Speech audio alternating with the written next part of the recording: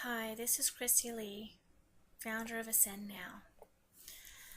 I'm just going to take a moment and talk a little bit about when you're attending courses, classes, or tasters with Ascend-Now, and what is really your part. What do you need to do to receive the most out of the healings that are offered and being presented to you? So in order to do that, I feel like I need to speak just a little bit about your entanglements and how they actually create. So one of the reasons, or one of the ways these entanglements start becoming into form, and how they interact with how our lives are played out, and what we in our experiences, how we experience things. It's begun many lifetimes ago. How many lifetimes have you had where you have lived in the negativity or the lower self or in the entanglements?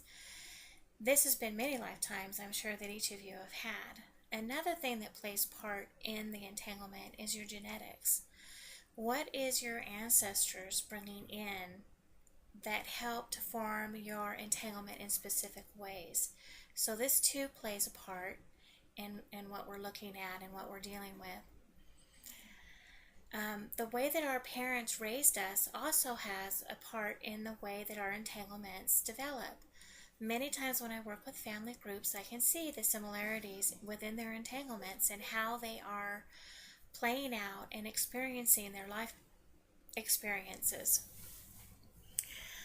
Now, the entanglements are fairly clear when you're born. I mean, they're not as prevalent as they are. What really starts to activate them in this lifetime is the age of accountability.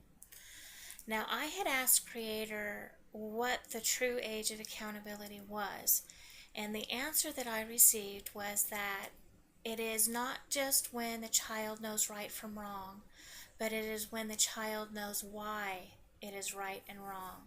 So generally, this really starts to occur in brain development, as a preteen, and puberty. When puberty starts to begin, they really start to understand choice. This is the true age of accountability, and this is when their individual entanglement really starts to develop, and they start to experience more negativity, the peer pressures of being a teenager, school, friends, all of that has a lot to do with their entanglement. Another thing which is not commonly known is that when you were born as a young baby and your chakras were wide open, being a newborn, anybody who touched you or handled you or held you and what was going on in their chakras will affect the development of yours. Now, this generally takes place in the first 10 minutes of your life from the time of birth. And so sometimes we have these situations that will reoccur in our life as we progress through life.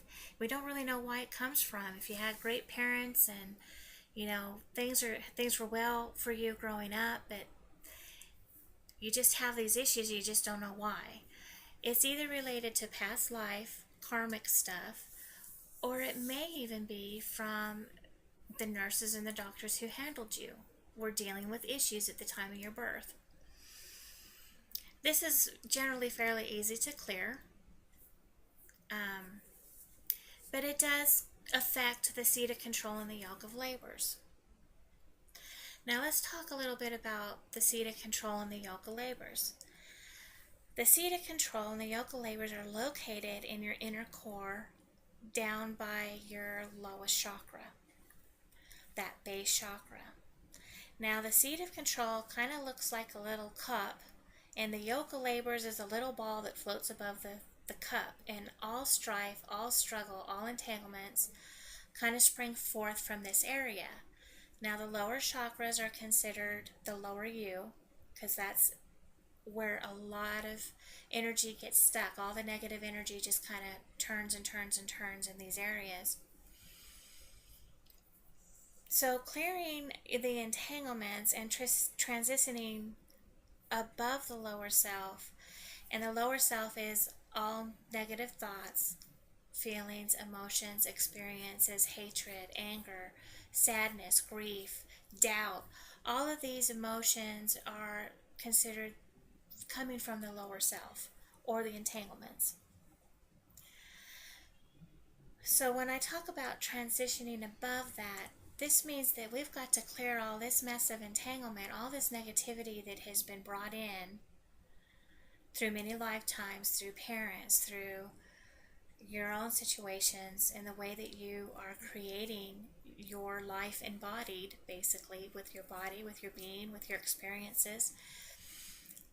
You can truly transcend above all those negativities and come into more a divine state of you, a clear state of you. Now this you is expanded fully. This you is full of love. And the judgment just goes away. The judgment of yourself, the judgment of other people, and you become really clear. Joy starts to become a physical expression of you, not just an emotion. Now to do this, it takes a little bit of time. It's not an overnight process. And you cannot cut corners when you are clearing your entanglements and expanding your consciousness and working to transcend above all negativity. And this negativity is not just from within you. It's all around us. It's group consciousness as well that we have to deal with, our family and friends and all their entanglements. So it's transcending above all of it, and that's where Ascend-Now is working to get you to. Now, Ascend-Now is not a quick fix. This does take time and it does take some effort.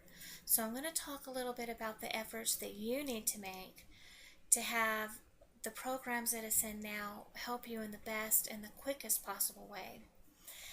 A little bit more than showing up, taking a nap, and waking up better. One of the things that you hear me say a lot is please don't multitask when we're in the set work. When we're doing the actual work, it's really a time to sit back, relax, and allow the energy. Now, sitting back, relaxing, and allow the energy doesn't mean texting and playing games on your phone or your computer and answering text messages. This means truly, truly taking the time to gift yourself with this healing. Now, some of the aftercare work is the effort that you need to make is really, really pay attention to your thoughts, feelings, and your emotions. We're working very hard to clear you of these things, but it takes time. All of the mindsets that I do, when you hear me say I'm going into a mindset, this is changing the pattern that the way your brain works. This is changing the neurological connections of your brain and how you process information, how you process thought, how you process emotion. But it takes a little bit of time. So part of the effort that I'm asking you to make is to pay attention. Pay attention to how your thoughts are. If you start having looping thoughts or anything, you need to write those down so that they can be addressed. And just setting that attention that you would like that cleared when you come into any workshop, any course, a taster. God Creator knows where you're wanting to go with this. So this can, just taking the time to write that little note down and setting the intention, this is going to clear for me, is going to make a difference.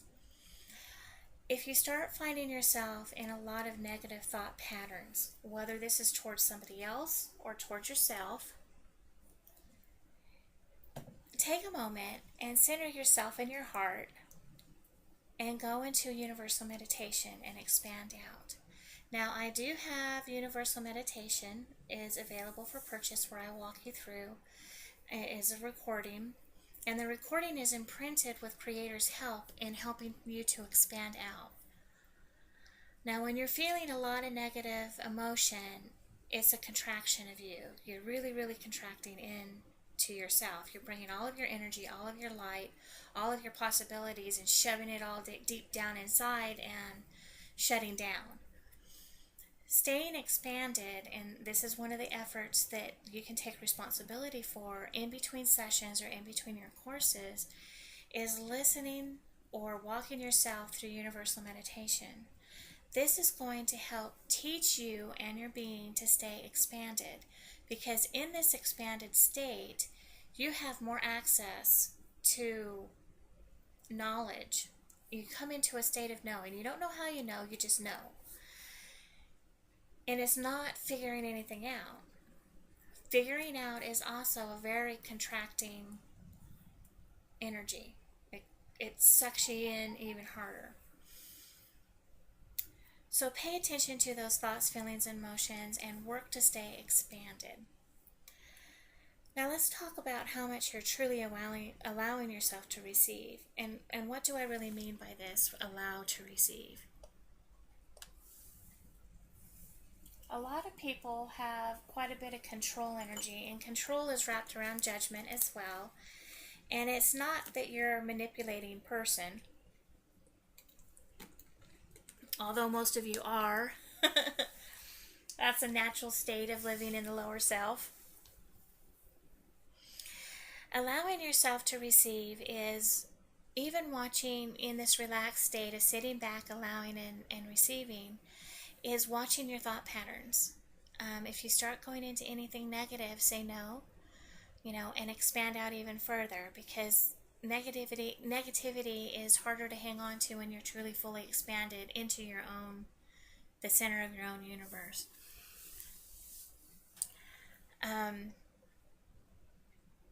If you can allow yourself to go into a sleep or into dozing, kind of in and out, you may hear me talking as the energy shifts in the recordings or in the courses. You may hear kind of that, what I'm saying in the background, but not really know exactly what it was I said. Don't worry about it. Don't make yourself wake up. Stay relaxed. Stay allowed. It's just me letting you know that the energy is shifting within the healing, and we're moving into a different energy to be cleared. You don't have to get up and take notes, because that's trying to figure it out. So sitting back and allowing yourself to receive. One of the other things that I wanted to express in this short little recording clip is that allowing yourself to receive is a continual process. Once we do a taster, if you're listening to a taster recording, or we do a set, whether that's a private appointment, whether that's in a course, the work is going to continue to shift. I've had people call me 6 months down the road after I've worked with them 2 or 3 times. They say, I'm still feeling things change, and I know that it's the work that we had done. So allow yourself to receive. Allow that shift to continue to take place, because that's just going to take you further into the realm of where you would like to be. So yes, it is easy, but it does take some effort. And I thank you for listening to this, and it's given to you with great joy and kindness. And thanks for listening.